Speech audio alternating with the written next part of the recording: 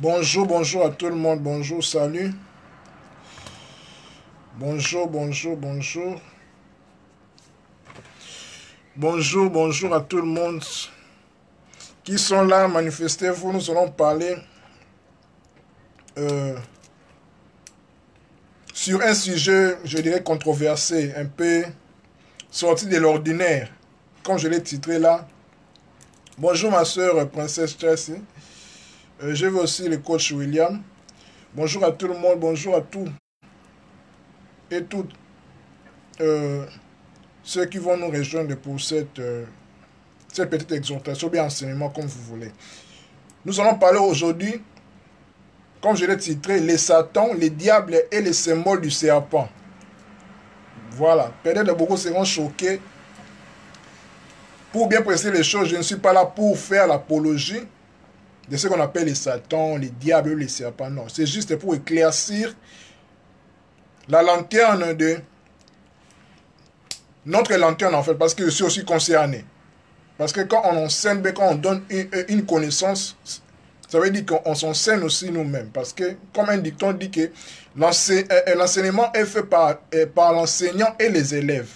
Voilà, donc je participe aussi à ce que je suis en train d'enseigner. C'est pour ça que je dis toujours, ceux qui sont disponibles pour intervenir aussi sur ce sujet puissent m'envoyer une demande et puis je vais l'envoyer en retour pour qu'on échange à propos de ces sujets. Voilà. Les sujets est les satans, les diables et les symboles du serpent, et les symbolismes du serpent. En fait, définissons en fait la différence qui se situe entre les satans, les diables et les symboles du serpent. Voilà. Ce qu'il faut savoir d'abord est que tous les trois notions que j'ai citées, Satan, les diables et les serpents, sont différents en fait, bien qu'ils se rejoignent à peu près, mais au travers de cette exhortation, de cette vidéo, nous allons savoir quelle est en fait la différence qui se situe entre ces trois notions. Voilà. Je pense que vous m'écoutez bien. S'il y a quelques problèmes de son, vous pouvez me le faire savoir. Merci. Bonjour encore. Ce qu'il faut savoir d'abord, premièrement, est que la conception du nom Satan, ou bien les diables, ou bien les serpents, en fait, est abordée dans toutes les traditions du monde. Dans toutes les spiritualités du monde, dans toutes les religions du monde, ces notions sont abordées par toutes les traditions, toutes les spiritualités, ou bien toutes les religions. Signalons que le nom Satan est mentionné 18 fois dans l'Ancien Testament. Là, ce n'est pas notre problème. C'est juste à titre informatif. Chez les chrétiens, parce que quand je parle des chrétiens, parce que mon audience est plus constituée de chrétiens, mais cette vidéo concerne tout le monde. Voilà. Satan, en fait, est généralement incompris. Il est identifié directement au mal. Quand on parle du Satan, on voit directement le mal. Mais sans savoir d'abord qu'est-ce veut dire en fait Satan. Satan, c'est quoi en fait? Mais dans d'autres traditions en fait, qui ont inspiré aussi le christianisme, entre autres, en Égypte antique, en fait, Satan, il est l'adversité indispensable à la vie. Vous voyez, ça change maintenant tout. Parce que tous les problèmes que nous rencontrions dans nos vies, en fait, c'est ce qu'on appelle en fait Satan. Oui, parce que Satan, ce n'est pas une entité comme ça quelconque, non. Satan, c'est un concept, c'est une notion, c'est un principe en fait. Vous voyez. Donc Satan est considéré comme l'adversaire indispensable à la vie. C'est comme ça les Égyptiens antiques conservaient en fait Satan, qui est symbolisé par Seth. Vous voyez donc, l'adversité indispensable, vous voyez, indispensable. Donc, voulons ou pas, dans cette terre, là où nous sommes confrontés par des adversités. Bonjour mon pasteur, Manasseh Kaya, bonjour, je suis honoré de vous lire. Donc, Satan, en fait, c'est l'adversité, symbolise l'adversité indispensable à la vie. Vous voyez donc, utile pour tester l'homme, à chaque instant pour son élévation et accomplissement spirituel. Vous voyez? Donc, Satan était, je dirais, était mal nécessaire, si on peut le dire ainsi, parce que identifier Satan au mal, c'est moralisant, en fait. Mais sa fonction, en fait, intrinsèque, en fait, si je peux le dire ainsi, c'est de nous confronter, en fait, c'est de montrer, en fait, son adversité qui est indispensable à la vie, pour notre utilité, pour notre élévation spirituelle, pour notre accomplissement. N'oubliez pas quand le Seigneur Jésus-Christ était au désert, il était tenté par les serpents qui est symbolisé par les Satan. Il est comme un testeur, il est comme un examinateur. C'est comme dans une classe pour passer d'une classe à une autre classe, tu dois passer par des examens, par des interrogations, par des examens, par des épreuves, c'est obligé. C'est ça en fait Satan. Donc il est là pour nous, pour nous faire barrière, pour qu'on ne passe pas. Voilà, son but c'est ça, mettre la barrière en fait. Là on va le voir après quand je vais expliquer étymologiquement Satan, les diables et les serpents. Vous voyez, donc Satan en fait même son étymologie en fait. À l'intérieur là, il y a les mots barrière. Il est là pour nous barrer la route. C'est pour cela qu'il a tenté le Seigneur Jésus-Christ dans le désert. Il a dit, si tu es le Fils de Dieu. Il connaissait bien que Jésus-Christ était le Fils de Dieu. Mais il a insinué en fait une doute en fait pour faire douter Jésus de ne pas se connaître qu'il est Fils de Dieu. Heureusement que Jésus-Christ connaissait qu'il est Fils de Dieu en fait. Donc Satan, il est là pour insinuer la ruse en fait, pour nous barrer la route. Il est un testeur. Donc Satan en fait dans toutes nos adversités dans la vie, tout ce qui nous empêche à traverser la route, c'est ce qu'on appelle Satan en fait. Vous voyez, c'est indispensable dans la vie. Donc il n'y a pas d'élévation sans épreuve. Il n'y a pas d'élévation sans épreuve. C'est ça en fait, c'est ça les principes en fait. Parce que nous sommes dans un monde qui est duel, bien et mal, si on peut le dire ainsi. Bien que Dieu est au-dessus du bien et du mal. Là on va le voir après. Vous voyez, donc je répète encore, Satan, selon les Égyptiens antiques en fait. Donc, Satan est l'adversaire indispensable à la vie, utile pour tester l'homme à chaque instant, pour son élévation, accomplissement spirituel. Vous voyez, donc Satan peut nous tenter par nos pensées, par nos émotions, par des épreuves de la vie. Tout cela, en fait, c'est ce qu'on appelle Satan. Satan n'est pas une personne avec des cornes comme ça. Là, c'est juste un symbole pour nous faire comprendre, voilà. Mais ça n'a rien à voir parce que l'image, une image vaut 1000 mots. Vous voyez, il ne faut pas s'attarder aux images. Vous voyez, donc Satan, je répète encore, c'est l'adversaire indispensable de notre vie. Pour nous tester, en fait, pour nous barrer la route pour notre élévation. Parce qu'il n'y a pas d'élévation sans épreuve. C'est impossible. Il n'y a pas d'élévation sans tentation. Donc c'est pour ça que la Bible dit que l'Esprit envoya Jésus-Christ dans le désert. Il envoya le désert pour être testé par les serpents, par les diables, par les satans. Vous voyez, il devait passer là, c'était obligé, quoi, obligatoire avant qu'il ait commencé son ministère public en fait.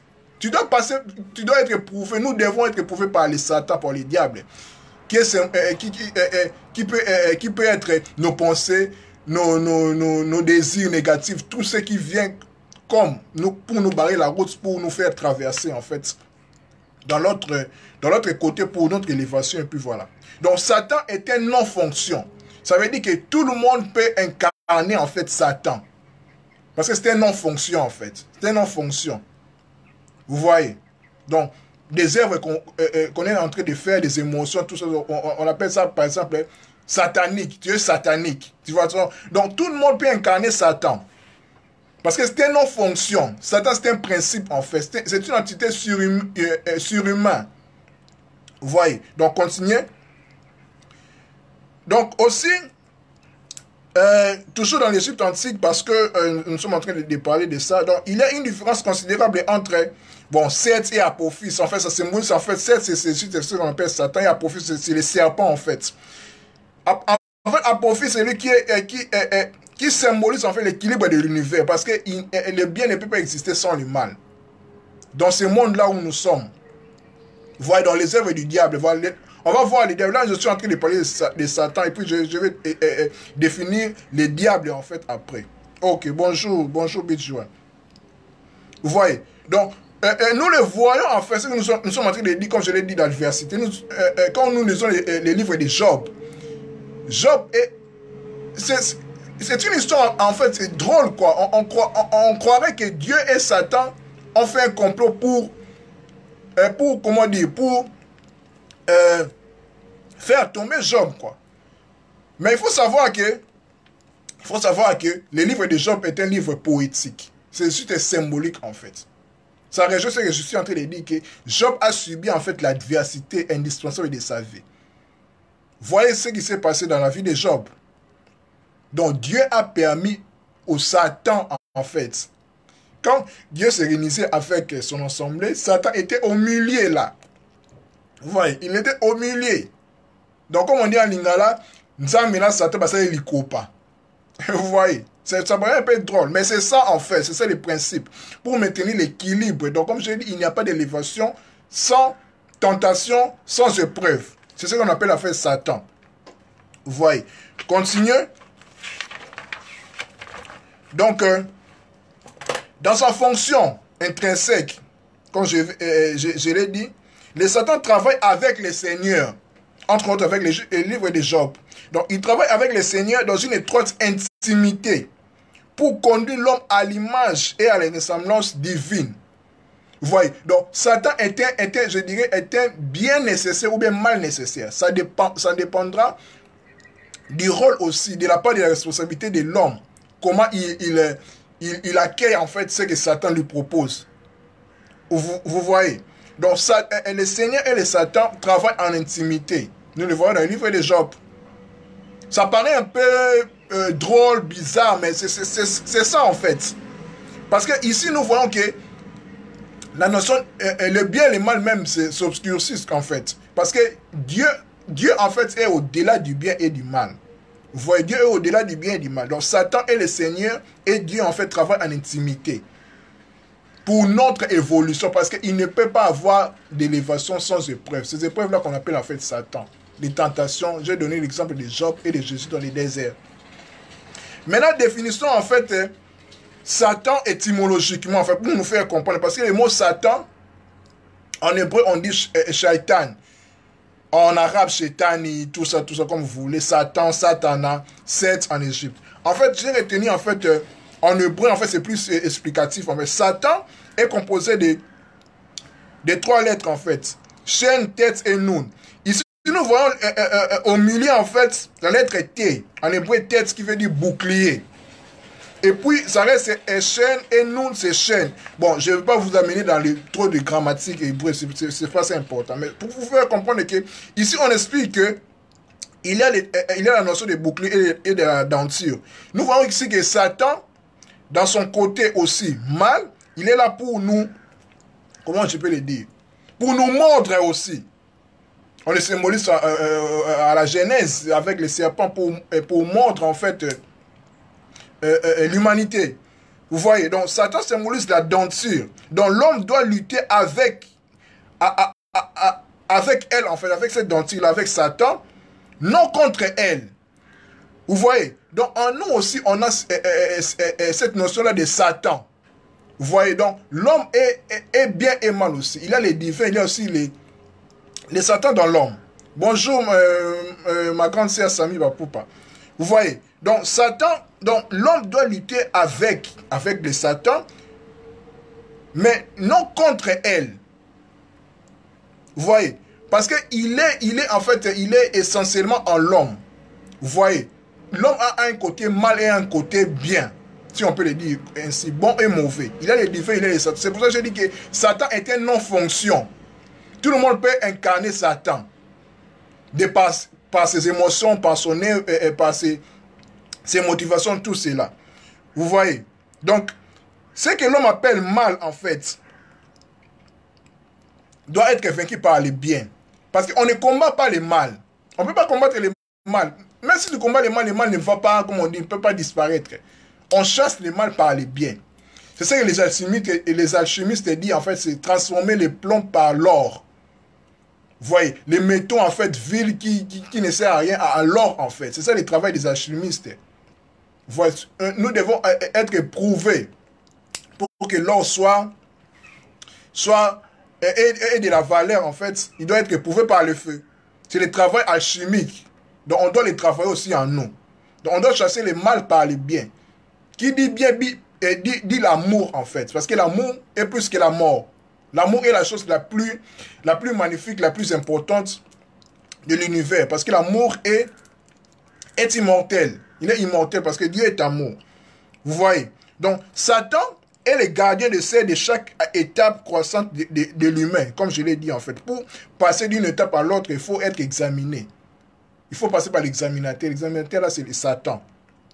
Vous voyez. Je pense que c'est clair. S'il y a des questions, ou bien s'il y a quelqu'un qui fait intervenir par rapport à cela, il peut me faire savoir. Voilà.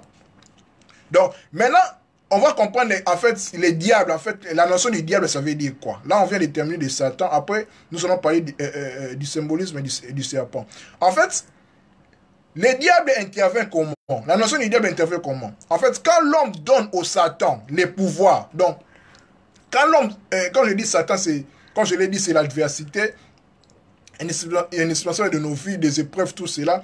Quand l'homme donne à ces épreuves-là les pouvoirs de lui dominer, c'est en ce moment-là que le diable intervient. Le diable intervient. Pourquoi? Parce que le diable en grec, le diable est un mot grec, diabolos, tout ça, tout ça. En grec, c'est diabolène. Diabolène qui veut dire littéralement séparer. Donc le diable est là pour séparer, en fait, créer la division. C'est ça le rôle du diable.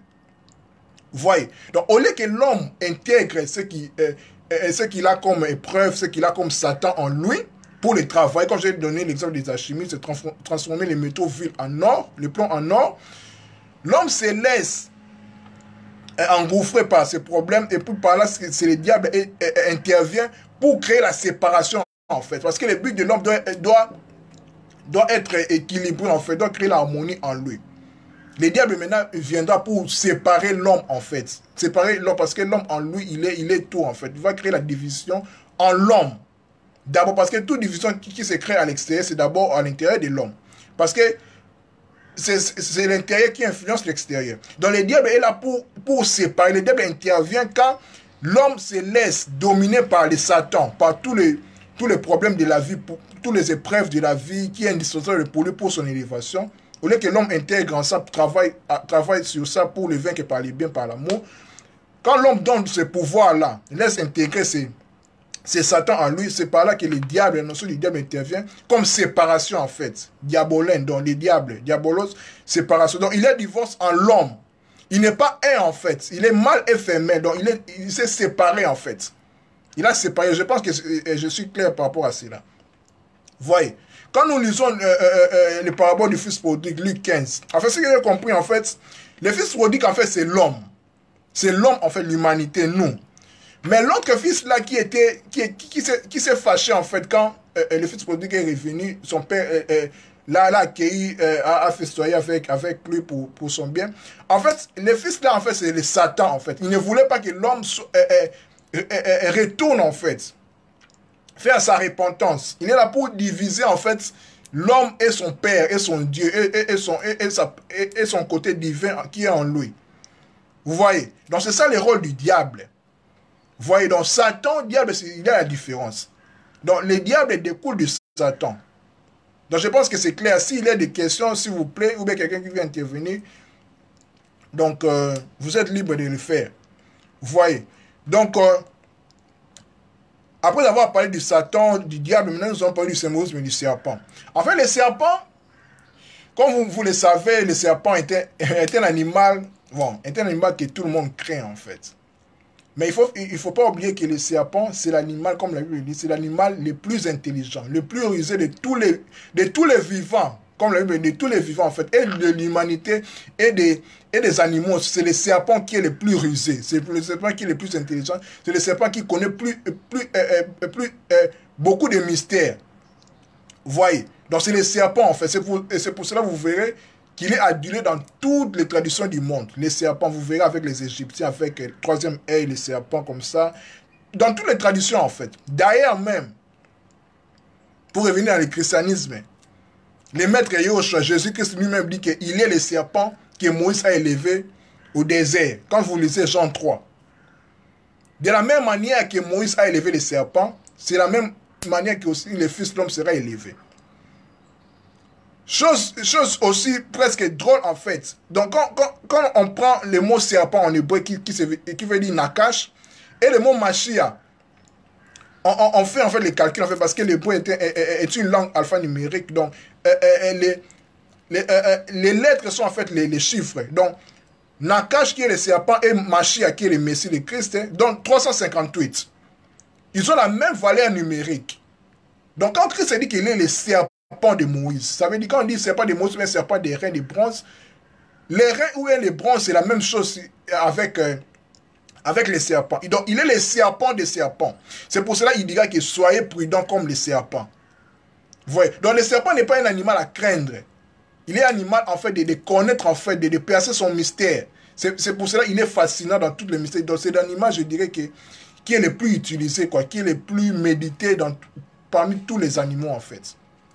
Vous voyez? Donc, le côté symbolisme du serpent.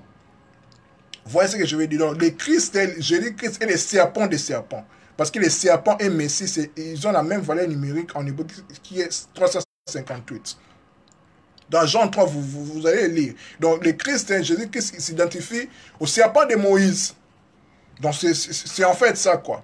Donc, voilà, je ne voulais pas être trop long. Je pense que je vais m'arrêter là, mais pour ceux qui ont des questions, puissent les poser, ou bien ceux qui veulent intervenir par direct comme ça, ceux qui sont disponibles, vous pouvez le faire, il n'y a pas de problème. Donc, à titre de conclusion, en fait, notre sujet, comme vous l'avez vu, on parle de Satan, les diables et le symbolisme du serpent. Je dis que le Satan, c'est l'adversité indispensable à la vie.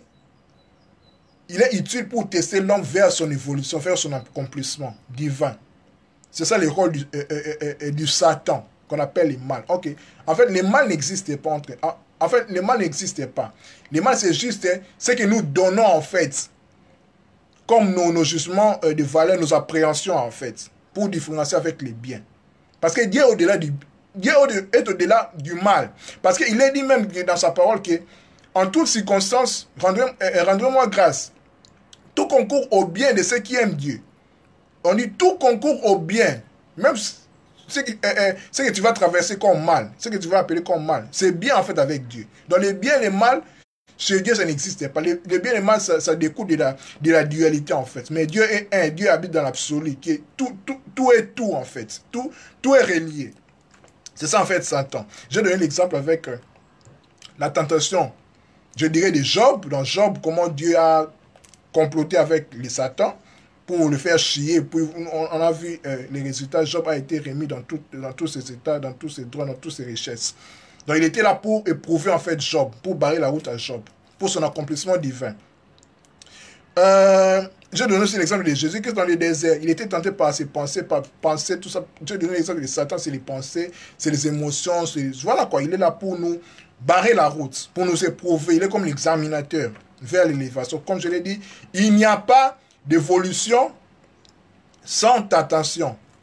Comme le dirait, je dirais, qui l'a dit, je pense un penseur spirituel comme ça, il a dit, il n'y a pas d'élévation sans tentation adéquate. Vous voyez. Donc après Satan, j'ai parlé du diable. En fait, le diable, en fait, le diable veut dire séparer. Le diable veut dire séparer, en fait. Donc, quand l'homme donne au Satan, à ces épreuves-là, le pouvoir de dominer sur lui, quand l'homme donne au Satan, donc Satan, je l'identifie comme l'adversité indispensable, comme le définissaient les Égyptiens antiques. Donc, il est là pour nous éprouver, nous barrer la route, pour nous empêcher, nous tester, en fait. Quand l'homme se laisse dominer par ces Satans-là, par ces épreuves-là, il lui donne le pouvoir. C'est par là, maintenant, au lieu que l'homme puisse transformer ces Satans, ou bien ces mal-là qu'il appelle mal, au bien, parce que, comme je l'ai dit, c'est le travail des alchimistes. Donc, transformer les métaux vils en or. Voyez les plombs en or. Donc, au lieu que l'homme puisse faire ça, Mais l'homme se laissera dominer par ça. C'est maintenant là que la notion du diable intervient pour séparer. Parce que le diable, ça veut dire séparer.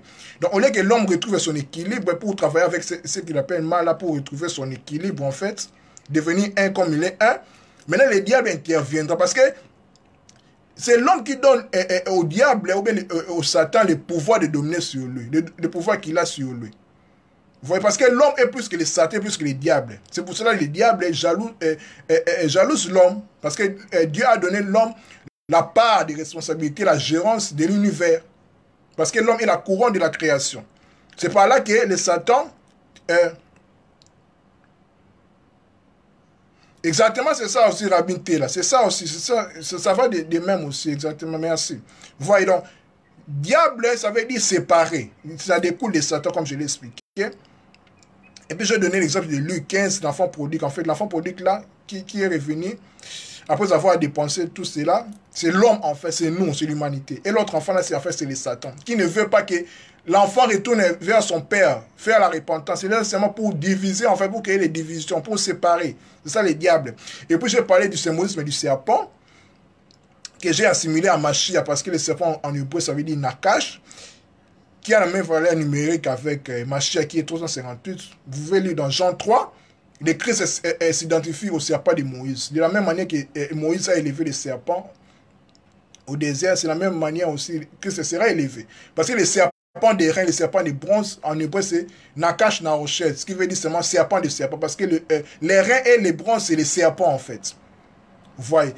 Voilà, en fait, ce que je pouvais dire à propos du Satan, du diable et du symbolisme du serpent. Je ne veux pas être trop long, parce que c'est aussi fatigant. Donc, la vidéo va rester sur mon mur. S'il y a des questions par rapport à cela, je suis disponible. Je donne ce que je connais. Je ne connais pas tout. S'il y a une erreur par rapport à cela, donc je suis disponible pour apprendre. Pour apprendre, en fait, c'est ça le but. Parce que, en enseignant comme ça, entre guillemets, parce que voilà, j'apprends aussi, quoi. J'apprends. C'est pour ça que j'aime toujours que mes vidéos, mes statuts soient interactifs, quoi. Donc, c'est par ça aussi que nous travaillons sur un autre rang, parce que c'est pas facile aussi d'être contredit. C'est pas facile, quoi. C'est pas facile. Avec l'ego en nous, tout cela, croyant que nous savons tout, nous ne savons pas tout. Donc, soyons humbles, car on ne connaît qu'en partie. On ne donne que ce qu'on connaît. Donc, merci beaucoup. C'était votre ami et frère Kaling Alider. À nous revoir la prochaine fois. La vidéo va rester sur mon mur. Merci beaucoup. Bye, paix chez vous. Au revoir.